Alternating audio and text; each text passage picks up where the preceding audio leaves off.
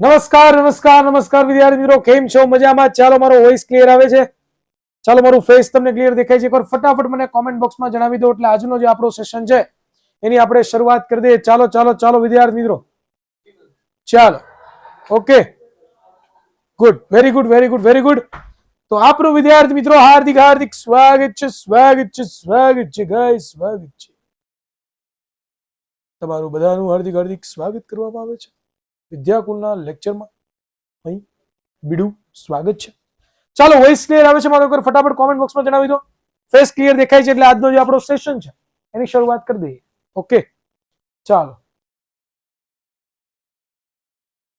Yes વિદ્યાર્થી મિત્રો, આજે આપણે નવા ચેપ્ટરની આપણે શરૂઆત કરવાની છે, અને એ નવું ચેપ્ટર તમને બધાને ખબર છે, જેનું નામ છે ચેપ્ટર નંબર 3, પરમાણુઓ અને અણુઓ. અને વિદ્યાર્થી મિત્રો, આજના લેક્ચરમાં પ્રસ્તાવનાથી આપણે શરૂઆત કરવાની છે. અણુઓ અને પરમાણુઓ વિશેની ડિટેલમાં ચર્ચા કરવાની છે.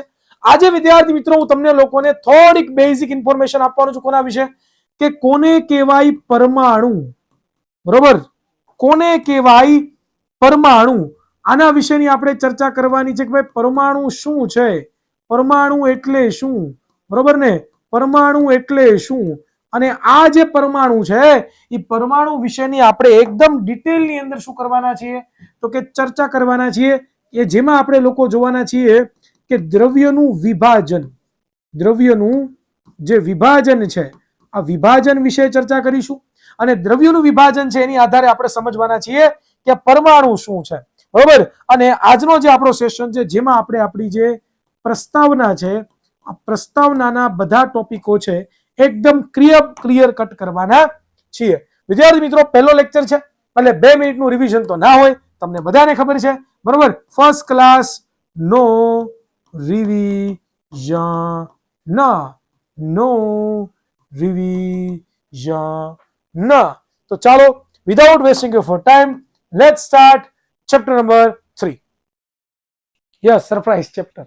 બરોબર ને? યસ, ઘણા બધા વિદ્યાર્થીઓને યાદ રહે. મને એ વસ્તુ બહુ ગમે કે છોકરાને આપણે ગયા લેક્ચરમાં શું કીધું હોય ને એને યાદ હોય, એટલે જેનાથી ફાયદો શું થાય તો કે એને ખબર પડે કે આપણે શું ભણીએ છીએ અને શું ભણવાના છીએ. આ મને વસ્તુ બહુ ગમે. જે વિદ્યાર્થીઓને જૂનું યાદ હોય એને જો યાદ રાખીને ભણવા આવતા હોય ને તો રિયલી મને બહુ ગમે કે વિદ્યાર્થીઓને થોડું ઘણું યાદ છે કે આપણે શું ભણ્યા છે. બરોબર, જેનાથી થાય શું ખબર છે? કે જેનાથી આપણે જે જૂની જે આપણી જે લિંક છે, લિંકને આપણે કનેક્ટ કરી શકીએ આજના લેક્ચર પ્રમાણે. તો મિત્રો, આજનો જે આપણો લેક્ચર છે જેનો વિદ્યાર્થી મિત્રો આપણે ચર્ચા કરવાના છીએ, જેનું નામ છે પરમાણુઓ અને અણુ. વિદ્યાર્થી મિત્રો, અહીંયા ધ્યાન આપજો, અહીંયા સમજજો કે હું શું તમને અત્યારે જે કહું છું ને એ બધા મુદ્દાઓ યાદ રાખજો. આ જે ચેપ્ટર છે ને એ ચેપ્ટર બહુ ઇન્ટરેસ્ટિંગ ચેપ્ટર છે. શું કામ? કારણ કે આ ચેપ્ટર તમે સમજશો એટલે તમને શું ખબર પડશે? ખબર કે એક્ઝેક્ટલી આ જે દુનિયા છે, મારી આસપાસ જેટલી પણ વસ્તુઓ જોઉં છું, ઇવન પોતે હું પણ, એ શેના બનેલા છે. આજના લેક્ચરમાં તમને ખ્યાલ આવશે કે વિદ્યાર્થી મિત્રો, આપણે એટલે કે આ દુનિયા ઉપર રહેતું જેટલું પણ પર્યાવરણ છે, એમાં જેટલા પણ સજીવો હોય કે જેટલા પણ નિર્જીવો હોય, આ દુનિયા અંદર જેટલી પણ વસ્તુઓ છે એ એકચ્યુઅલીમાં બનેલી શેની છે, આના વિશેનો તમે ખ્યાલ આજના લેક્ચરમાં મેળવવાનો. બીજું કે આ જે ચેપ્ટર છે એ ચેપ્ટર તમારા માટે બહુ જ ઇમ્પોર્ટન્ટ છે અને પાયારૂપી ચેપ્ટર છે. તમે કહેશો કે સર આવું કેમ બોલ્યા પાયારૂપી ચેપ્ટર? વિદ્યાર્થી મિત્રો, જો તમારે ધોરણ 10 ની અંદર chapter number 1, chapter number 2, chapter number 3, chapter number 4 જો શીખવું હોય તો તમારે આ ચેપ્ટર, આ ત્રીજું ચેપ્ટર તમને આવડતું હોવું જોઈએ. જો આ ત્રીજું ચેપ્ટર તમને નહીં આવડે, અત્યારે તમે ધ્યાન નહીં આપો, અત્યારે તમે ગાફલતાઈમાં કાઢી નાખશો તો ધોરણ 10 ની અંદર ખૂબ જ તકલીફ પડશે. તમને પરમાણુ અને અણુમાં બિલકુલ ખબર નહીં પડે, જેનાથી એની પછીના જે આગળના કન્સેપ્ટ હોય એ તમને નહીં આવે. બરોબર મિત્રો, એટલું જ નહીં, પરંતુ જે વિદ્યાર્થીઓ એવા છે જેને સાયન્સ કરવું છે, કે જેને આગળ છે એ પોતાના કન્સેપ્ટ એવા ક્લિયર કરવા છે કે જેને સાયન્સ કરીને ડોક્ટર, એન્જિનિયર, પાયલોટ વગેરે જે પણ બનવું છે, સાયન્સની ફિલ્ડની અંદર આગળ 11-12 ની અંદર સાયન્સ કરવું છે, એમના માટે પણ આ ચેપ્ટર એટલું જ ઇમ્પોર્ટન્ટ છે. શું કામ? એની પાછળનું વન ઓફ ધી રીઝન છે વિદ્યાર્થી મિત્રો કે આ ચેપ્ટર તમારો પાયો છે. એટલે કહું છું કે ધોરણ 9 ના આ દિવાળી પછીના જેટલા પણ લેક્ચરો છે એને એક પણ મિસ ના કરતા. હવે આજે તમને બધાને ખબર છે, આજે 18/11/2024 આજથી તમારી શાળાનો પ્રારંભ થઈ ચૂક્યો છે. આજથી ઓફિશિયલી ગુજરાતની જેટલી પણ 54,000 જેટલી શાળાઓ છે, બરોબર ને, આ 54,000 જેટલી શાળાઓ અને આઈ થિંક 1.5 કરોડ છોકરાઓ ટોટલ ગુજરાતના, એ બધા વિદ્યાર્થીઓ પોતે ભણે છે.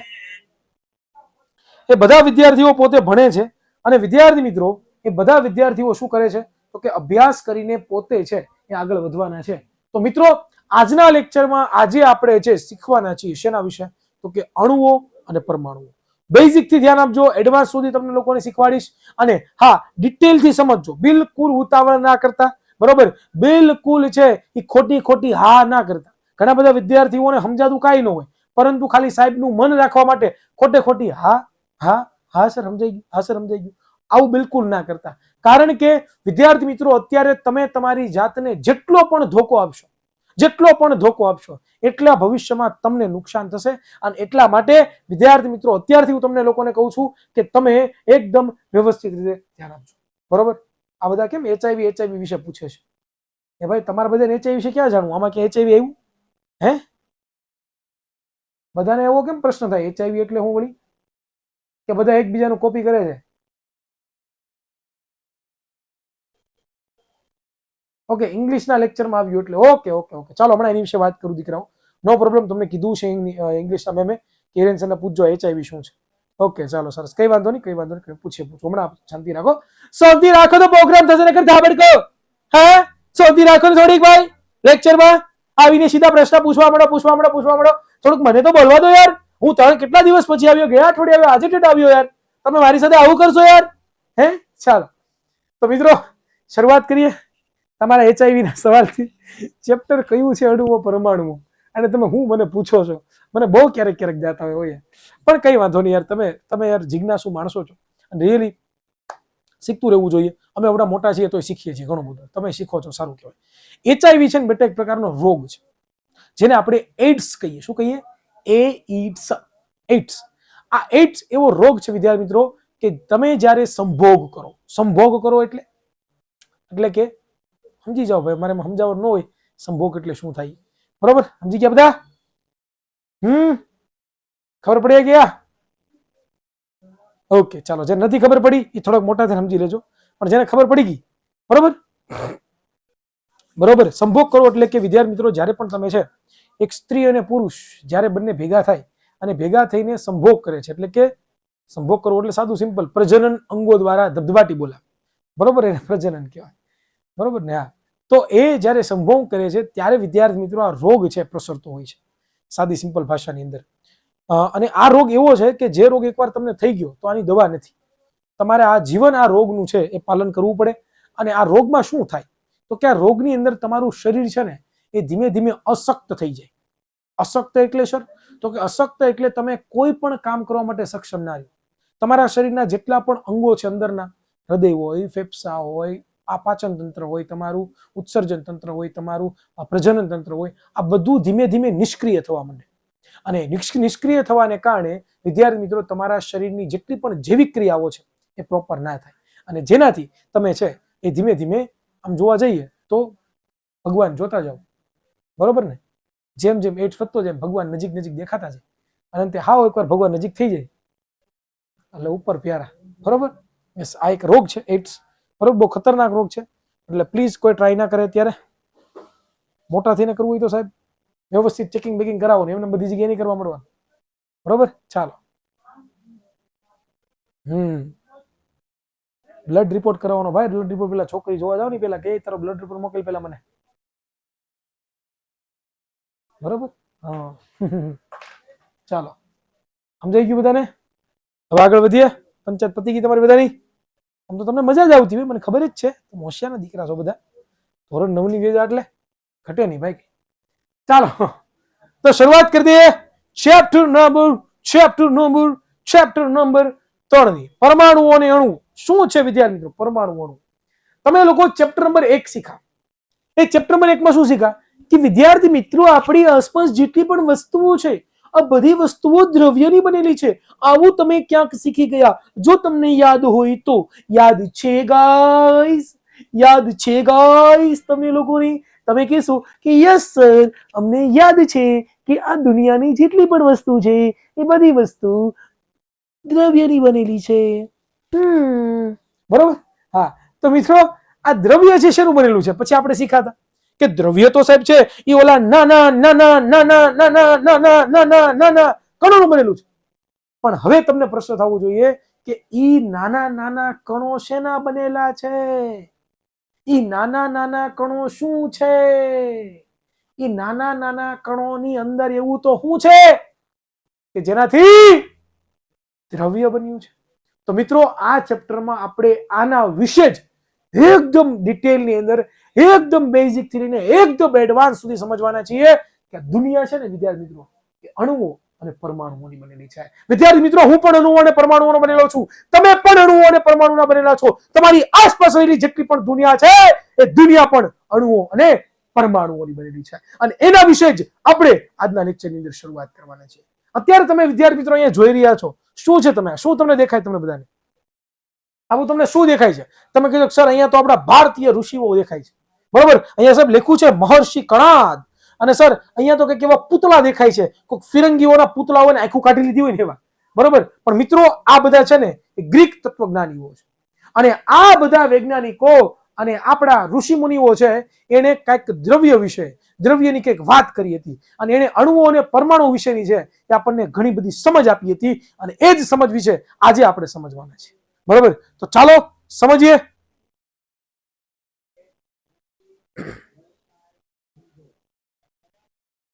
ચાલો તો મિત્રો અહીંયા તમને લોકોને શરૂઆત કરવી છે. પહેલો મુદ્દો એ નીચે તમને દેખાય છે બધાને. પહેલો મુદ્દો શું લખ્યો છે વાંચો તો, કે ભાઈ પ્રાચીન ભારતીય અને ગ્રીક તત્વજ્ઞાનીઓ હંમેશા દ્રવ્યના અજ્ઞાત અને અદ્રશ્ય સ્વરૂપ વિશે આશ્ચર્યચકિત થતા હતા. જો વિદ્યાર્થી મિત્રો શરૂઆત અહીંયાથી થાય છે કે ભાઈ પ્રાચીન ભારતીય અને ગ્રીક તત્વજ્ઞાનીઓ. હવે આ પ્રાચીન ભારતીય એટલે તમે લોકો શીખી ગયા કે ગયા ચેપ્ટરની અંદર તમે શીખાતા ચેપ્ટર નંબર 1 ની અંદર કે ભાઈ આ તત્વજ્ઞાની એટલે શું થાય? તો કે જૂના જમાનાના જે વૈજ્ઞાનિકો છે કે જેમની પાસે કઈ સાબિતી ના હોય, જેમની પાસે કઈ સાબિતી ના હોય, પરંતુ એમને મેં પોતે છે એ પોતાની બુદ્ધિ ક્ષમતા પ્રમાણે બોલતા હોય તો એને શું કહેવાય આપણે? તો કે વિદ્યાર્થી મિત્રો તત્વજ્ઞાનીઓ કહેવાય. જૂના જમાનાના સાયન્ટિસ્ટ પણ તમે કહી શકો. તો આપણા ભારતીય તત્વજ્ઞાનીઓ અને આ ગ્રીક. હવે ઘણા બધા પ્રશ્નો થાય ગ્રીક સાહેબ, ગ્રીક શબ્દ ક્યાંથી આવ્યો? મિત્રો આ ગ્રીક છે ને, ગ્રીક ઈ જે એક દેશ છે, એક દેશ છે. શું છે? એક દેશ. આ દેશ છે ને એનું નામ છે ગ્રીસ. શું છે? ગ્રીસ. શું નામ છે? ગ્રીસ. આ ગ્રીસ દેશના જે લોકો છે ને એને આપણે શું કહીએ ખબર? ગ્રીક લોકો કહીએ. શું કહીએ? ગ્રીક લોકો કહીએ. શું કહીએ? ગ્રીક લોકો કહીએ. એટલે આ ખાસ યાદ રાખજો, ગ્રીક પ્રદેશ નથી, ગ્રીસ એક પ્રદેશ. અને નાના જે લોકો છે એને આપણે ગ્રીક લોકો. જેમ કે વિદ્યાર્થી મિત્રો તમે લોકો છે એ ઘણી વખત આપણે ભારતીય છીએ, ભારતીય આપણે ભારતીય કહેવાય ને. કેમ ભારતીય કહેવાય? કારણ કે આપણે ભારત દેશના નાગરિક છે, બરોબર. કોઈ અમેરિકાનો હોય તો આપણે શું કહીએ? અમેરિકન, બરોબર. કોઈ કેનેડાનો હોય તો કેનેડિયન, કોઈ લંડનનો હોય તો લંડનિયન, બરોબર. લંડનનો ન હોય, બરોબર. યુરોપનો હોય તો યુરોપિયન. આવા શબ્દો વાપરીએ ને આપણે લોકો, હા કે ના? તો મિત્રો આ યાદ રાખજો કે ગ્રીસ એક દેશ છે ને એના લોકોને આપણે ગ્રીક લોકો કહીએ છીએ. તો મિત્રો આ ભારતના પ્રાચીન જેમ કે મહર્ષિ કણાદ, કપુખા, તાત્યાયામ આની જેવા મહાન મહાન સાયન્ટિસ્ટો, પ્રાચીન તત્વજ્ઞાનીઓ અને જે આ ગ્રીક તત્વજ્ઞાનીઓ તમે બધા જોઈ રહ્યા છો, બરોબર. અહીંયા પ્લુટો છે, હેમર છે, બરોબર. ત્યાર પછી એરિસ્ટોટલ છે, ઘણા બધા અલગ અલગ નામો છે. આ બધા વૈજ્ઞાનિકો છે એ વિદ્યાર્થી મિત્રો જે દ્રવ્ય છે, દ્રવ્ય, આ દ્રવ્ય એનું જે અજ્ઞાત સ્વરૂપ છે. અજ્ઞાત સ્વરૂપ એટલે કે જેના વિશે જાણતા ના હોઈએ એને શું કહેવાય? અજ્ઞાત સ્વરૂપ કહેવાય. જેના વિશે જ્ઞાન ના હોય એવા સ્વરૂપને શું કહેવાય? અજ્ઞાત સ્વરૂપ કહેવાય. અને અદ્રશ્ય એટલે શું થાય? તો કે જેને આપણે જોઈ ના શકીએ તેને શું કહેવાય? અદ્રશ્ય, બરોબર. તો મિત્રો વૈજ્ઞાનિકો કોણ? તો કે આ ભારતીય તત્વજ્ઞાનીઓ અને આ ગ્રીક તત્વજ્ઞાનીઓ એ જે દ્રવ્ય છે એનું જે અજ્ઞાત સ્વરૂપ છે, જેના વિશે એટલું બધું જાણતા નથી અને એને જોઈ પણ શકતા નથી, એના સ્વરૂપ વિશે, એના રૂપ વિશે એ જાણવા માટે કેવા હતા? તો કે ખૂબ જ ઉત્સાહિત હતા. કેવા હતા? ખૂબ જ ઉત્સાહિત હતા કે સાલું આ મારી આસપાસ શું જે દ્રવ્ય છે બન્યું શેનું છે? શેનું બન્યું છે? આવું એને સમજવું હતું, બરોબર. ક્લિયર થાય છે કે મારી આસપાસ આ બધું છે એ બધું શેનું બન્યું છે? આને દ્રવ્ય કહું છું, આને દ્રવ્ય કહું છું, આને દ્રવ્ય કહું છું, આને દ્રવ્ય કહું છું, આને દ્રવ્ય કહું છું, આને દ્રવ્ય કહું છું, આને દ્રવ્ય કહું છું, આને દ્રવ્ય કહું છું, આને દ્રવ્ય, બધાને દ્રવ્ય જ કહું છું. પણ એ દ્રવ્ય શેનું એક્ઝેક્ટ બનેલું છે યાર? શેનું બનેલું છે, તમારું કે મારું? આ પ્રશ્ન આપણને નહોતો થતો, પણ આ ભારતીય તત્વજ્ઞાનીઓ અને આ ગ્રીક તત્વજ્ઞાનીઓને હતું કે આ દ્રવ્યનું જે અજ્ઞાત સ્વરૂપ છે, કે જેના વિશે કાંઈ ખબર નથી અને અદ્રશ્ય છે, જેને આપણે જોઈ નથી શકતા, આના વિશે આશ્ચર્યચકિત હતા કે કેમ બની છે આ દુનિયા, એ દુનિયા કિસને બનાવી?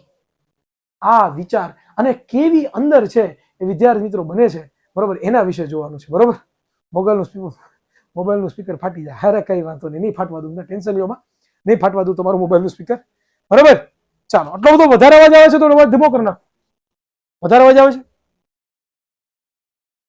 તો વાંધો નહીં. ચાલો, રેડી, ડન. પેલો મુદ્દો સમજાવવાનો દીકરાઓ બધાને? હા કે ના? હોકીનો પકુડી ના પાડે છે, લે ના કેમ પાડે છે? હાડી ગયેલા, આમાં કાંઈ છે નહીં, નાનો પડતો બાકી નાખીએ કમળા લુખેસ. ચાલો, લોલીપોપ, યસ. એટલે આનું સમજાણું તમે ના કેમ પાડો છો? તમે ના કેમ પાડો છો? કેમ આમાં ખબર ન પડી તમને? આ લીટી ખબર ન પડી? એલા 15 મિનિટ લીધી લીટીમાં, એલા 15 મિનિટ લીધી, લાફો આટી જાય એક લાફો. ના શું પાડો છો? લો, હું મસ્તી નથી કરતો, હું રિયલમાં કહું છું તમને. દાંત નથી કાઢવાના. ના કેમ પાડો છો?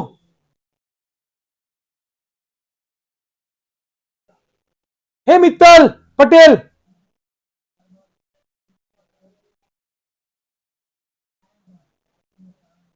વેરી ઇઝી યાર.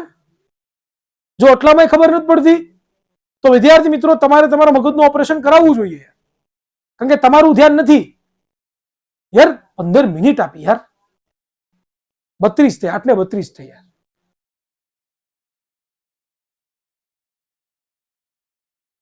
તમે એક લીટી 15 મિનિટમાં ન સમજી શકતા હોય, ઇટ મીન્સ કે તમારું પ્રેઝન્સ ઓફ માઇન્ડ નથી. ઇટ મીન્સ કે તમે ધ્યાન નથી આપતા. ઇટ મીન્સ કાં તો તમારા મગજમાં પ્રોબ્લેમ છે. મને ખોટું લાગ્યું યાર, બહુ રિયલી ખોટું લાગ્યું, મસ્તી નથી કરતો, રિયલી ખોટું લાગ્યું.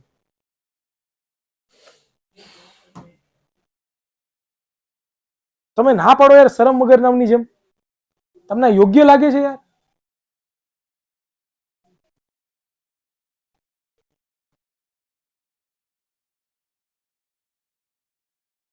તમને ન હોય ભાઈ, તમને કઈ ન હોય. ચાલો આગળ વધીએ મિત્રો. તો અહીંયા બીજો મુદ્દો આપણે સમજવાનો છે. બીજો મુદ્દો આપણને એવું કહે છે કે ઈસવીસન પૂર્વે 500 ની આસપાસ ભારતમાં દ્રવ્યની વિભાજનનો વિચાર કરવામાં આવ્યો. જો વિદ્યાર્થી મિત્રો, કઈ સાલમાં કીધું? પૂર્વે, ઈસવીસન પૂર્વે, એટલે કે 2000. અત્યારે કેટલા થયા? જ્યારે વિદ્યાર્થી મિત્રો 01 આમ કહેવાય છે ઈસવીસન પૂર્વે, એટલે કે અત્યારે 2000 ને કેટલા થયા? 2024 હાલે ને, 2024, બરોબર. તો 2024 વર્ષ ની અંદર હજી પણ 500 બાદ કરો, એટલે કે હજી પણ આ 2024 વર્ષ પહેલાના 500 વર્ષ પહેલા, બરોબર. એટલે કે વિદ્યાર્થી મિત્રો આજે ઈસુ ખ્રિસ્ત છે એના જન્મ ના 500 વર્ષ પહેલા, બરોબર. એટલે એ લખ્યું છે ઈસવીસન પૂર્વે, પૂર્વે એટલે પહેલા. ઈસુ ખ્રિસ્તનો જન્મ થયો અને અત્યારે 2024 વર્ષ થયા અને આપણે 2024 કહીએ છીએ, બરોબર. તો ઈસુ ખ્રિસ્તનો જે જન્મ થયો 2024 એના 500 વર્ષ પહેલા, એટલે આમાં તમારે 500 વર્ષ એડ કરવાના. આમાં તમે 500 એડ કરો, કેટલા વર્ષ થાય? કેટલા વર્ષ થાય 500 એડ કરો તો? Yes, very good. કેટલા થાય? 2524 વર્ષ પહેલા. કેટલા વર્ષ પહેલા? 2524 વર્ષ પહેલા. વિદ્યાર્થી મિત્રો આપણા જે ભારતના જે વૈજ્ઞાનિકો છે ને, તત્વજ્ઞાનીઓ છે ને, એને શું વિચાર આવ્યો? તો કે દ્રવ્યનું વિભાજન કરવાનો વિચાર આવ્યો. કેનો વિચાર આવ્યો? દ્રવ્યનું વિભાજન કરવાનો વિચાર આવ્યો. હવે શબ્દ આવે છે વિભાજન. દ્રવ્યનું વિભાજન એટલે દ્રવ્યના ટુકડાઓ. વિભાજન કરવું એટલે કે નાના નાના ભાગ કરવા દ્રવ્યના, એને શું કહેવાય? દ્રવ્યનું વિભાજન. આવું વિભાજન કરવાનું છે એના મનની અંદર છે એ આવો ક્લિયર કટ વિચાર આવ્યો કે દ્રવ્યનું જો વિભાજન કરીએ, બરોબર, દ્રવ્યનું જો આપણે વિભાજન કરીએ તો એક્ઝેક્ટ શું થાય? બરોબર, અંદર મને એવું શું મળશે કે જેનાથી આ દુનિયા બનેલી છે? આ પ્રશ્ન છે ને એ વિદ્યાર્થી મિત્રો આપણે આજે લેક્ચરમાં સમજવાનો છે કે વિદ્યાર્થી મિત્રો વિચાર કરો 2524 વર્ષ પહેલા છે ભારતીય તત્વજ્ઞાનીઓનો વિચાર હું આવ્યો કે દ્રવ્યોનું વિભાજન કરવાનું છે. દ્રવ્યોનું વિભાજન કરીએ તો શું મળે આપણને, એવો એને વિચાર જ એવો છે. પ્રયોગ કઈ નથી કર્યો, ખાલી વિચાર જ એવો છે. ચાલો આગળ આપણે ડિસ્કશન કરીએ મિત્રો. ચાલો તો અહીંયા બહુ મોટો મુદ્દો આપી દીધો છે. અહીંયા લખ્યું છે કે ભારતીય તત્વજ્ઞાની મહર્ષિ કણાદ. વિદ્યાર્થી મિત્રો આ એક સરસ મજાના ઋષિમુનિનું નામ છે ભારતીય તત્વજ્ઞાની મહર્ષિ કણાદ. આ મહર્ષિ કણાદે એવી ધારણા કરી હતી. ધારણા કરવી એટલે કે એને ખાલી બોલ્યા, એને પાસે સાબિતી પ્રયોગ કઈ નહોતું કર્યું, ખાલી કલ્પના કરી. Yes, very good. શું કરી? ખાલી વિચાર આપ્યો. શું વિચાર આપ્યો? કે જો દ્રવ્ય એટલે કે કોઈ પણ પદાર્થનું આપણે સતત શું કરીએ? સતત વિભાજન એટલે કે ટુકડા કરતા જઈએ. સતત વિભાજન એટલે કે ટુકડા કરતા જઈએ તો વિદ્યાર્થી મિત્રો તે વધુ ને વધુ નાના કણોમાં શું થાય છે? તો કે વિભાજન થતું રહે છે. આ વસ્તુ સમજાણી? અહીંયા સુધી સમજાણું બધા વિદ્યાર્થીઓને કે ભાઈ ભારતીય તત્વજ્ઞાની હતા મહર્ષિ કણાદ. અહીંયા તમને લોકોને બતાવ્યા હતા, જો તમારે જોવા હોય ફરી વાર બતાવું. આ મહર્ષિ કણાદ, આ મહર્ષિ કણાદે શું આપણને કીધું વિદ્યાર્થી મિત્રો? તો કે એને એવું કીધું કે જો વિદ્યાર્થી મિત્રો કોઈ પણ પદાર્થ હોય, કોઈ પણ તમારી પાસે પદાર્થ હોય, એનું સતત ને સતત એટલે કે ખૂબ જ વિભાજન કરતા જાઓ, ભૂકો કરતા જાઓ, કાટ ડાલેંગા સાલા. બરોબર? યસ. તો ભૂકો તમે કરતા જાઓ તો એ વધુ ને વધુ શું થાય છે? બરોબર? તો વિદ્યાર્થી મિત્રો એ નાના કણોમાં રૂપાંતર પામે છે. અને અહીંયા સમજાવજો. હવે મેઇન મુદ્દો સમજવા જેવો છે. હવે આપણે સમજવાનું છે. બરોબર? સર ધીમું બોલો. ધીમું જોવું તારે રેકોર્ડિંગ લેક્ચરમાં 0.25 ની સ્પીડ જોજે. હાવ ધીમું બોલું છું. આનથી વધારે ધીમું મારથી ન બોલે ભાઈ. આનથી વધારે ધીમું હું નથી બોલી શકતો. નથી જ બોલી શકતો. એટલે હું નહીં બોલું ભાઈ. હું આટલું સ્પીડથી બોલીશ. બરોબર? ભણવું હોય તો ભણો, બાકી કઈ નહીં. ઓબ્વિયસ છે ને યાર. તમારી તો ફરમાઈશ જ પૂરી ન થાય. કંઈક કે લાઇટ ઓછી કરો ને, કે અવાજ જોરથી બોલો ને, કે ધીમું બોલો ને, એક કે થોડુંક ઘડીક વાર સમજાવો ને, એક કે આમ કરો ને, તો તમારી ફરમાઈશો પૂરી જ ન થાય. તમારું ભણાવવાનું નહીં, બંધ કરી દેવાનું. પંચાયત જ ચાલુ હોય તમારી. બિલકુલ નહીં. અહીંયા અમે જે ભણાવીએ છીએ એ વેલ ટ્રેન છીએ. પ્રોપર અમને શીખવાડેલું છે કેમ ભણાવવું જોઈએ. અમે પોતે બીએડ કરેલું છે ભાઈ. અમે પ્રોપર ઓફલાઈન ક્લાસીસ ની અંદર પણ ઘણું બધું ભણાવીને બેઠા છીએ કે સીધા ઓનલાઈનમાં ટપકી નથી ગયા મિત્રો. બરોબર? અને અમને ઘણા બધા ઓનલાઈન ભણાવવાનો પણ અનુભવ થઈ ગયો છે હવે. અને કઈ રીતે ભણાવવું જોઈએ, કેમ ભણાવવું જોઈએ એ બિલકુલ તમારે શીખવાડવાનું નથી. હા, આ વસ્તુ ક્યારેય ન શીખવાડે, કોઈને ન શીખવાડે. સમજાણું? કોઈ દુકાન વાળો કોઈ વસ્તુ વેચતો હોય એને વેચતા શીખવાડે નહીં, એને વેચતા આવડતું જ હોય. હા, આ ભૂલ કોઈ દી ના કરતા. તમારે તો બિલકુલ ન બોલાય. વિદ્યાર્થીઓને બિલકુલ. હા, કોઈ શિક્ષક આવીને કે હું શિક્ષક છું અને તમે બહુ ફાસ્ટ બોલો છો, એ થોડુંક મને અયોગ્ય લાગે છે, તો મારે જ વિચાર કરવો પડે કે ચલો મને કોઈક શિક્ષક કીધું છે એટલે કંઈક તો આપણે ભૂલ હશે. પણ વિદ્યાર્થીઓ જયારે કોઈ બોલે ત્યારે અમે માનતા જ નથી. શું કામ? કારણ કે ફાલતુ બકવાસ છે યાર. એ વસ્તુમાં ક્યારેય પણ દમ નથી. સમજાય છે? ક્લિયર? એટલે આવા જેને વિદ્યાર્થી મિત્રો પ્રોબ્લેમ હોય એ વિદ્યાર્થીઓ છે. ખાસ વિદ્યાર્થી મિત્રો આપણે ફીચર આપેલું છે સ્લોલી બોલીએ એવું પણ ફીચર છે આપણી પાસે. સ્પીડ ઘટાડી દેવાની રેકોર્ડિંગ લેક્ચર તો હાવ સ્લોલી થઈ જાય. એટલે યાર પ્લીઝ આવું ના કરો. તમે છે ને દોઢાય ન થાવ. શાંતિથી ભણો છે આપો. દોઢાય આવ. ચાલો અહીંયા જરા આપો. મુદ્દાને આપણે ડાયવર્ટ થઈ જાય જયારે તમે આવી કોમેન્ટ કરો ને ખોટી. એટલે ચાલો હું કોમેન્ટ ઉપર ધ્યાન નહીં આપું, ભણાવ ઉપર વધારે ધ્યાન આપીશ. શું કીધું? ભારતીય જે તત્વજ્ઞાની છે મહર્ષિ કણાદ, એ મહર્ષિ કણાદે આપણને એવું કીધું કે કોઈ પણ પદાર્થ હોય એ પદાર્થને તમે સતત ને સતત ટુકડા કરતા જાઓ, એનું વિભાજન કરતા જાઓ તો એ સતત ને સતત શું થાય છે? નાના કણોમાં પોતે વિભાજિત થઈ જાય છે. અને અંતે વિદ્યાર્થી મિત્રો અંતે એક એવો સમય એક એવો સમય આવશે કે આ કણનું વધુ વિભાજન શક્ય બનશે નહીં. જો શું કીધું વિદ્યાર્થી મિત્રો? કે એક સમય એવો આવશે કે પછી તમે એ કણનું વધારે વિભાજન કરી શકવાના નથી. બરોબર? તમે કરો જ છો, વિભાજન કરવાના જ છો, પણ અંતે તમારી પાસે એક સમય એવો હશે કે જ્યારે પછી તમે આગળ એ દ્રવ્યના કણનું તમે વિભાજન નહીં કરી શકો. અર્થાત આ અંતિમ કણ કેવો હશે? છેલ્લો કણ કેવો હશે? તો કે અવિભાજ્ય હશે. અવિભાજ્ય એટલે શું થાય?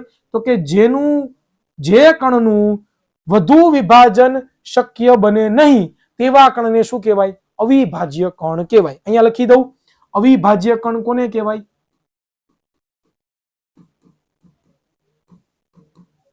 અવિભાજ્ય કણ કોને કહેવાય? તો કે અવિભાજ્ય કણ વિદ્યાર્થી મિત્રો એને કહેવામાં આવે છે કે જે કણનું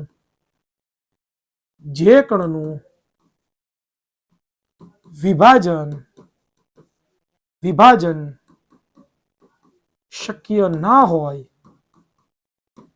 તેવા કણોને અવિભાજ્ય કણ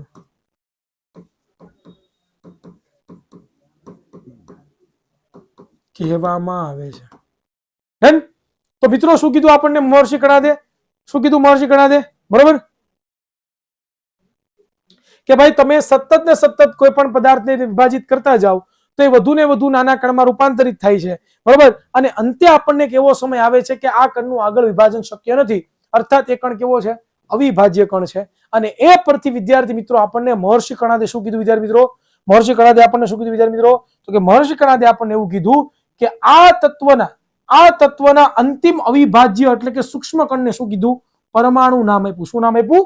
પરમાણુ નામ આપ્યું. તો મિત્રો આ જે કણ હતો, અવિભાજ્ય કણ હતો કે જેનું આપણે આગળ વિભાજન શક્ય નથી, એ અવિભાજ્ય કણને શું નામ આપી દીધું દીકરાઓ? શું નામ આપી દીધું દીકરાઓ? તો કે એનું નામ છે એ પરમાણુ. શું નામ આપી દીધું? પરમાણુ. શું નામ આપી દીધું?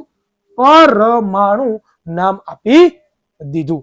પણ અહીંયા ધ્યાન આપજો તો વધારે તમને ખબર પડશે કે અહીંયા તમે જુઓ તો આ શું હતી? આ શું હતી દીકરાઓ? આ શું હતી? ધારણા હતી. ધારણા એટલે કલ્પના હતી.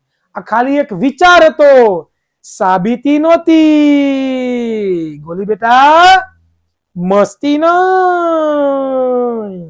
હા, ખબર પડી દીકરા? બરાબર.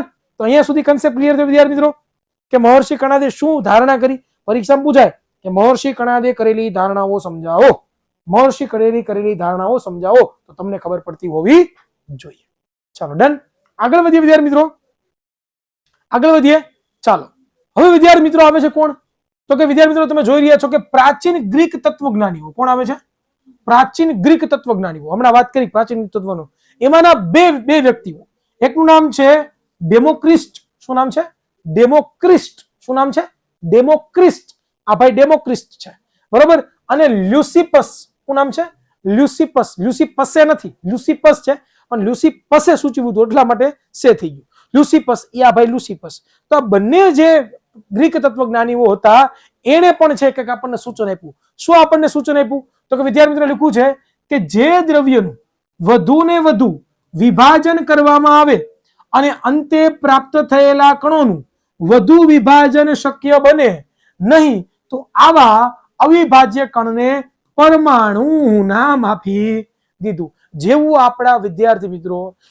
વિદ્યાર્થી મિત્રો આપણા ભારતીય તત્વજ્ઞાનીઓ કહેતા ને એવું સેમ ટુ સેમ ગ્રીક તત્વજ્ઞાનીઓ શું કરતા? એનું કોપી પેસ્ટ કરતા. શું કરતા? એનું કોપી પેસ્ટ કરતા. જો ને આપણા ભારતીય તત્વજ્ઞાની એ જ કીધું ને, એ જ કીધું ને, સાદી સિમ્પલ ભાષામાં એ જ કીધું ને. શું કીધું તું ભારતીય તત્વજ્ઞાનીએ? ક્લિયર સમજાય છે? શું કીધું? કોપીરાઇટ. Yes, very good. બરાબર. ધન ભારતીય તત્વજ્ઞાની શું કીધું હતું? ભાઈ દ્રવ્યનું વિભાજન કરતા જાવ, સતત એક સમય આવશે જ્યારે વિભાજન શક્ય નથી અને કણને પરમાણુ નામ આપ્યું. સેમ ટુ સેમ આ ગ્રીક, આ ડેમોક્રિસ્ટ અને જે લ્યુસિપસ હતો, આ ગ્રીકના તત્વજ્ઞાની હતા, એને સેમ ટુ સેમ વાત કરી તમે કહો તો મને. ડન.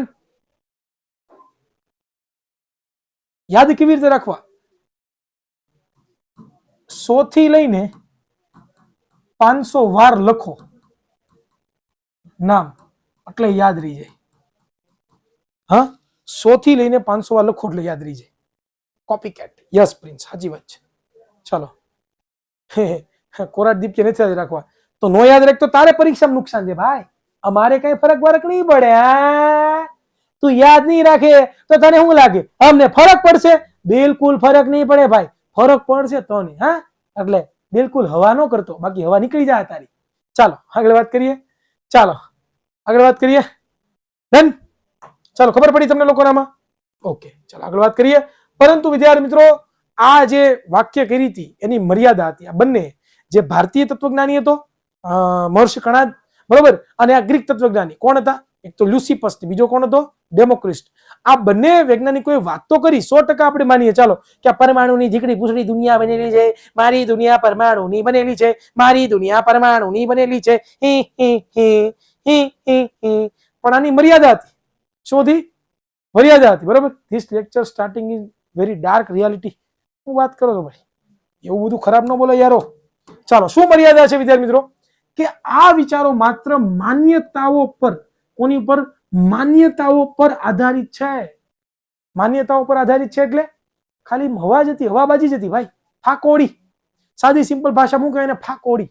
હા, તમે લોકો ઘણી વખત છે ને કહેતા કે હું એલા ગમે ત્યારે ભાગા મારતો હોય, સાન મુનો જાને કામ કરીને દારૂ. અમારે એક દોસ્તાર હતો, એ દોસ્તાર છે ને જયારે હોય ત્યારે ફાકા જ મારે કે અમારે હેલિકોપ્ટર છે, અમારા ધાબા ઉપર. અમે તમારે જોડું ભણતા 9મું 10મું ત્યારે મિત કરીને એક છોકરો હતો, એ મારો દોસ્તાર. તો જયારે હોય ત્યારે ફાકા જ મારે કે અમે હોસ્ટેલમાં રહેતા, જયારે ત્યારે ફાકા જ મારતો. હું ફાકું મારે, બરોબર, ફેંકું ચંદ. Yes, very good. સમીરે શબ્દ હારો આપ્યો, ફેંકું ચંદ. એ ફેંકું ચંદ નું સમય ખબર? એ કે અમારે ઘર બહુ મોટું છે, અમારા ઘરની ઉપર છે ને એ સરસ મજાનું અમે છે ને કે અમારે હેલિપેડ છે, ત્યાં દરરોજ મારો પાસે હેલિપેડ ઉતારે ને લઈ જાય. અમે તો બહુ હાચું માનતો, હોય બાપા આટલા બધા પૈસા વાળા છે, અને કપડા આપણે જોરદાર પહેરતો, આપણને લાગતું હશે હો ભાઈ સાચું કે મારી પાસે રિમોટ કંટ્રોલ વાળું હેલિકોપ્ટર હોતું છે, હું ઘરે જાઉં ત્યારે દરરોજ રમું કે. બરોબર. તો એક વખત એને પપ્પા આવ્યા ને, બરોબર, એવું લુના આવે ને, લુના આવે નહીં લઈ લેવા એને પપ્પા હવે મળવા. બરોબર. હવે બધા કે ક્યાં ગયું તારું હેલિકોપ્ટર? હે ફાકોડી, ક્યાં ગયું તારું હેલિકોપ્ટર? ફાકોડી. એટલે આવું ઘણી વખત થાય, ઘણા બધા ફાકોડીઓ પકડાય છે. બરોબર ને? બરોબર. આવા ઘણા બધા હોય ભાઈ, અડી ગયા ફાકા જ મારતા હોય બેઠા બેઠા. એટલે આ માન્યતા હતી ભાઈ, બંને કીધું. બરોબર ને? ગ્રીક તત્વજ્ઞાનીઓ તો કીધું, પણ સાથે સાથે બીજા કોણે કીધું? યસ, બીજા ઓલા ભાઈ હોતે ને કીધું. પણ બંને કેવા હતા? એક ફાકોડી. બરોબર. આ ખાલી માન્યતા હતી, આ કઈ સાબિત કરીને નહોતું બતાવ્યું. આગળ વાત કરીએ. બીજું શું કીધું વિદ્યાર્થી મિત્રો? તેમણે માન્ય કરવા માટે કોઈ વધુ પ્રાયોગિક કાર્ય તે સમયમાં થયા ન હતા. કે એને જે વાક્ય આપ્યા એ વાક્યને સાબિત કરવા માટે, શું કરવા માટે? એ વાક્યને સાબિત કરવા માટે વિદ્યાર્થી મિત્રો એની પાસે એક પણ પ્રકારના પ્રયોગો નહોતા કર્યા, જેનાથી આ જે શબ્દો છે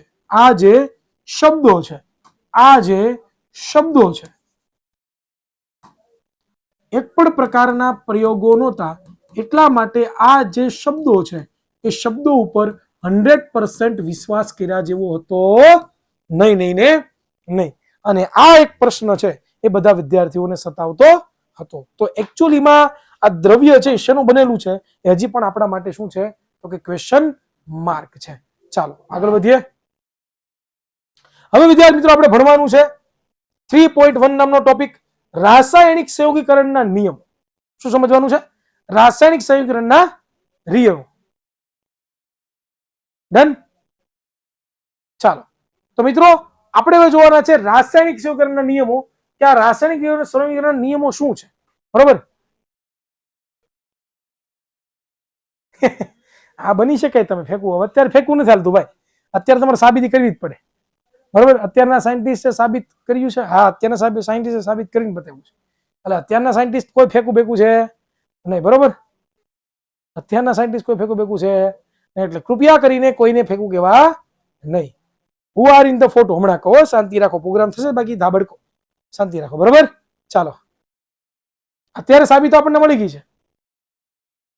ચાલો જોઈએ શું છે આ નિયમો, શું કહે છે આપણને.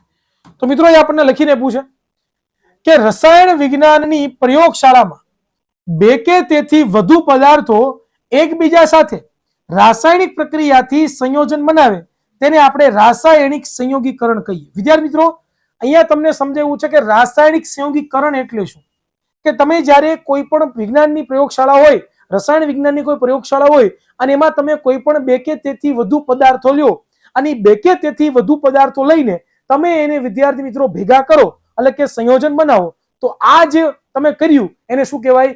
રાસાયણિક સંયોગીકરણ કહેવાય. બરોબર? આમ તમને જોવા જાવ તો વિદ્યાર્થી મિત્રો તમે ગયા પ્રયોગશાળામાં, તમે એક લીધી કસનળી અને આ કસનળીની અંદર વિદ્યાર્થી મિત્રો તમે લોકો થોડીક ત્રાસી દોરાઈ ગઈ, કઈ વાંધો નહીં, આપણે વ્યવસ્થિત દોરી નાખીએ. વ્યવસ્થિત દોરી એટલે આપણને વધારે ખ્યાલ આવે. બરોબર? તો માની લો કે આ મારી પાસે શું છે તો કે કસનળી, તમે બધા જોઈ રહ્યા છો કસનળી. બરોબર? આ કસનળીની અંદર વિદ્યાર્થી મિત્રો ભરી દઉં HCl. શું ભરી દઉં? શું ભરી દઉં? HCl. શું ભરી દઉં? HCl. આ HCl શું છે તો કે હાઇડ્રોક્લોરિક એસિડ. શું કહેવાય એને? Hydrochloric acid. અને એની અંદર વિદ્યાર્થી મિત્રો હું ઝિંકના ટુકડા નાખી દઉં. શું નાખી દઉં? ઝિંકના ટુકડા નાખી દઉં. શું નાખી દઉં? ઝિંકના ટુકડા. આ જે વ્હાઇટ કલરનું તમને દેખાય છે શું છે તો કે ઝિંક ધાતુ છે. એ ઝિંક ધાતુના ટુકડા છે. શું છે? ઝિંક ધાતુના ટુકડા. જ્યારે બંનેને ભેગા કરું છું તો વિદ્યાર્થી મિત્રો આ બંને ભેગા થયા એટલે કે સંયોજન પામ્યા બંને. તો એ જે ઘટના થઈ, આ જે ઘટના થઈ એ ઘટનાને શું કહેવાય તો કે સંયોગીકરણ કહેવામાં આવે છે. શું કહેવામાં આવે છે? સંયોગીકરણ કહેવામાં આવે છે. ક્લિયર થયું? ખબર પડી કે સંયોગીકરણ કોને કહેવાય? કે પ્રયોગશાળામાં તમે જ્યારે કોઈ પણ બે કે તેથી વધુ, જો કા બે અથવા તો એનાથી વધુ, ખાલી બે જ નહીં, એનાથી વધુ પણ તમે છે એકબીજા સાથે છે એ જોડી શકો. અને જો એમની વચ્ચે શું થાય? રાસાયણિક પ્રક્રિયા થાય. આમની વચ્ચે શું થાય તો કે રાસાયણિક પ્રક્રિયા થાય તો વિદ્યાર્થી મિત્રો તમે કહી શકો કે આ શું છે તો કે રાસાયણિક સંયોગીકરણ છે એમ કહી શકાય. બરોબર? ક્લિયર? ચાલો આગળ વધીએ. HCl એટલે શું બેટા? એક એસિડ છે. આ એક એસિડ છે દીકરા. આ HCl છે ને એક પ્રકારનું એસિડ છે અને આ એસિડ વિશે આપણે ભણવાના છીએ ભવિષ્યમાં. બરોબર? તો એસિડને જ્યારે તમે આ ઝિંક નામની એક ધાતુ છે. બરોબર? એક ધાતુ, જેમ લોખંડ હોય, પિત્તળ હોય, તાંબુ હોય, એમ ઝિંક એક ધાતુ છે. બરોબર? એમની જ્યારે તમે પ્રક્રિયા કરો ત્યારે તમને છે એ હાઇડ્રોજન વાયુ મુક્ત થાય ને એવું તમને જોવા મળશે. આગળ વાત કરશું આપણે, પણ અત્યારે ખાલી તમે સમજો કે બે તત્વોને તમે ભેગા કરો ત્યારે શું બને? સાદું સિમ્પલ છે, સંયોગીકરણની પ્રક્રિયા બનતી હોય છે. હવે આ સમજવા જેવી બાબત એ છે કે વિદ્યાર્થી મિત્રો રાસાયણિક સંયોગીકરણના બે મહત્વના નિયમોની રજૂઆત, બરોબર, એન્ટોની એલ લેવોઇઝર અને જોસેફ એલ પ્રાઉસ્ટે કરી હતી. વિદ્યાર્થી મિત્રો જ્યારે કોઈ પણ પ્રયોગશાળાના કોઈ પણ બે પદાર્થો તમે ભેગા કરો છો અથવા તો બે કે તેથી વધુ પદાર્થો જ્યારે તમે ભેગા કરો છો ત્યારે એ પદાર્થો અમુક રાસાયણિક પ્રક્રિયા તો કરશે જ, પણ એ રાસાયણિક પ્રક્રિયા જે થાય છે અને જે સંયોજાય છે એ સંયોજવા માટે એ બે મહત્વપૂર્ણ નિયમોનું શું કરે છે તો કે પાલન કરે છે. જ્યારે પણ સંયોગીકરણની પ્રક્રિયા થાય, જ્યારે પણ શું થાય? સંયોગીકરણની પ્રક્રિયા થાય. જ્યારે પણ શું થાય? સંયોગીકરણની પ્રક્રિયા થાય. તો સંયોગીકરણની પ્રક્રિયાની અંદર ખાસ સમજવા જેવી બાબત એ છે કે બે નિયમોનું પાલન કરે. હવે કયા બે નિયમો છે એના વિશે જ આપણે આજના લેક્ચરમાં સમજવાના છીએ. બરોબર? ક્લિયર? ખબર પડી? હા, માઇક્રોસ્કોપમાં આપણે પરમાણુ જોઈ શકીએ. બાય ધ વે હું તમને લોકોને પરમાણુ દેખાડીશ પણ ખરા. ડોન્ટ વરી, ચિંતા ના કરશો, શાંતિ રાખો, પ્રોગ્રામ થશે નકર ધાબડકો. ચાલો આગળ વધીએ. ખબર પડી આ બે મુદ્દાઓ સમજાણા બધા વિદ્યાર્થીઓને?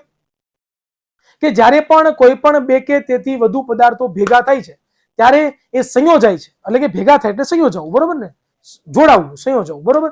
જ્યારે ભેગા થાય છે ત્યારે વિદ્યાર્થી મિત્રો એ બે નિયમોનું પાલન કરે છે. અને બે નિયમ ટેક્સ્ટ બુકમાં ન હોય તો કાંઈ નહીં, હું ભણાવું ભણીને સાનમુની તું અહીં જીવતી જાગતી ટેક્સ્ટ બુક ઊભી છે અને તને એની ટેક્સ્ટ બુક ની પડી છે. હે, અહીંયા જીવતી જાગતી ટેક્સ્ટ બુક ઊભી છે, તારી ટેક્સ્ટ બુક જદુની નથી આવી, દિવસોનું ભણાવું છું તો ટેક્સ્ટ બુક ને ગોળી મારીને તું આવા લલ્લુલા પપુડા જે એડવાન્સ હોય ને બધા આવતા જ નહીં લેક્ચરમાં. હો, દોઢ ડાયા થવા. અહીંયા મિનિંગ સમજાવું છું તો તમને ઉપાધિ છે ટેક્સ્ટ બુકમાં નથી, તો તારી ટેક્સ્ટ બુક ભણાવું તને, એ ભણાવીને તને કાંઈ નહીં આવડે.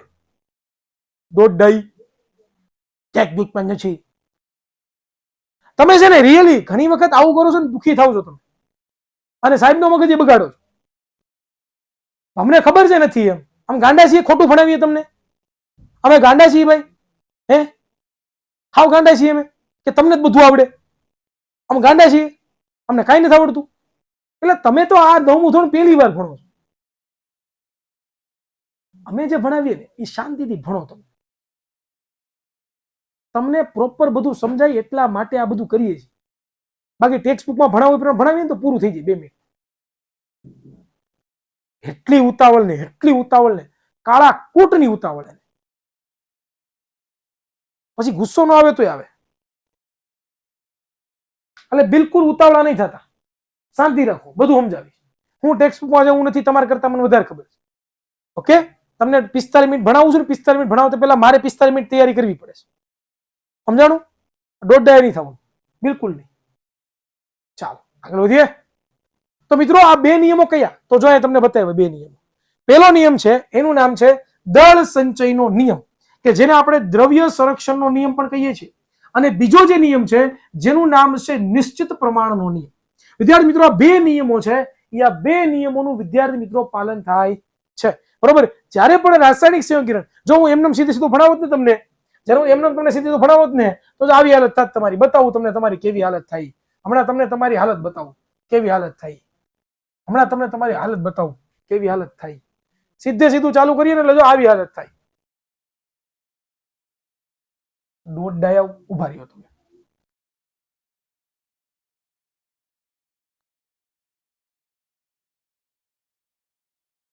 આવ્યું લ્યો, આવ્યું. હમણાં થોડુંક બ્રાઇટનેસ ઘટાડું એટલે હમણાં તમને દેખાય. દેખાય હો ભાઈ, તમને હમણાં દેખાય. હું લઈ લઉં હે? બીજો આ જ લેવાનો ભાઈ. દેખાણું બધાને? દેખાય છે? વચાય છે બધાને? વચાય છે? ડન. આ જો હું લીધું છે લેવોઇઝર અને જોસેફ એલ પ્રાઉસ્ટ, બરોબર ને, કરેલા અનેક પ્રયોગો પછી રાસાયણિક સંયોગીકરણના દર્શાવેલા બે નિયમો રજૂ કર્યા. અને સીધે સીધો નિયમ ચાલુ થઈ ગયો, દળ સંચયનો નિયમ. શું ખબર પડી? કયો મને લ્યો. રાસાયણિક સંયોગીકરણ એટલે શું ખબર પડે તમને? મને કયો હાલ. ખાલી એટલું સમજાવ્યું તમને લોકો. શું સમજાવ્યું? લેવોઇઝર. લેવોઇઝર નું પૂરું નામ આપ્યું તમને લોકોને. અહીંયા લગભગ મેં પૂરું નામ આપ્યું તમને લોકોને. હું આપ્યું છે જુઓ, એન્ટોની એલ લેવોઇઝર. આખું નામ મેં તમને લોકોને જણાવ્યું. એના ફોટા પણ છે તમારા ટેક્સ્ટબુક એ ફોટા. હે બીજું કે આ કીધું કે રાસાયણિક સંયોગીકરણની પ્રક્રિયા એટલે શું તમને કીધું. આમાં ક્યાં તમને કીધું કે રાસાયણિક સંયોગીકરણ એટલે હું? એટલે તમે પ્લીઝ નો થાવ યાર, પ્લીઝ નો થાવ. તમારી કરતા અમે તમને બેસ્ટ જ આપશું. અમને ખ્યાલ છે, બરોબર? અમને ખબર છે અમે તમારા માટે જ બેસ્ટ કામ કરીએ છીએ. We all are working hard for you. તમારું બેસ્ટ જે રીતે થશે એની અમે ટ્રાય કરશું, બરોબર ને? અને તમે જે પૈસા આપ્યા છે એની કરતા તો વધારે, અને તમે જ્યાં પૈસા આપો છો ને 20,000 25,000 એની કરતા પણ બેસ્ટ અમે આપશું. કારણ કે અમે એના માટે જ બન્યા છીએ, બેસ્ટ આપવા માટે જ બન્યા છીએ. તો થોડુંક ધ્યાન આપો ભાઈ. હા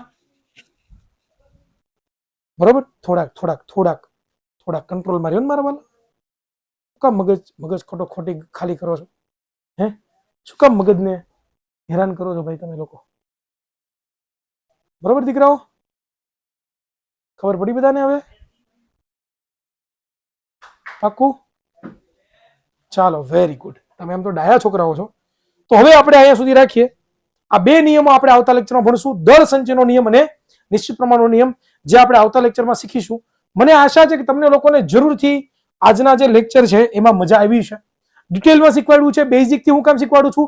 કારણ કે આ ચેપ્ટર તમને ધોરણ 10 ની અંદર બહુ જ યાદ આવશે, અને હું પણ તમને લોકોને સંભળાવી યાદ કરાવી, એટલા માટે. બરોબર?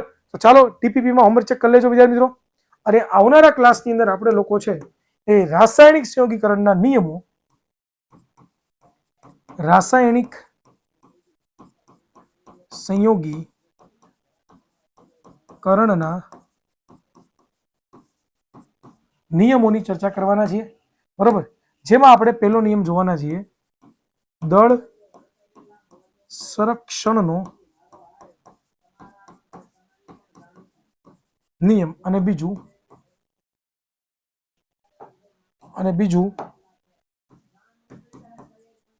નિશ્ચિત પ્રમાણનો નિયમ. ડન? જે આપણે આવતા લેક્ચરમાં શીખીશું. મને આશા છે તમને જરૂરથી મજા આવી છે. તો આવી જ રીતે ભણતા રહેજો, હસતા રહેજો, અને શાંતિથી દોઢ દયા થયા વગર ભણતા રહેજો. આવજો, bye bye, Tata, C you, thank you.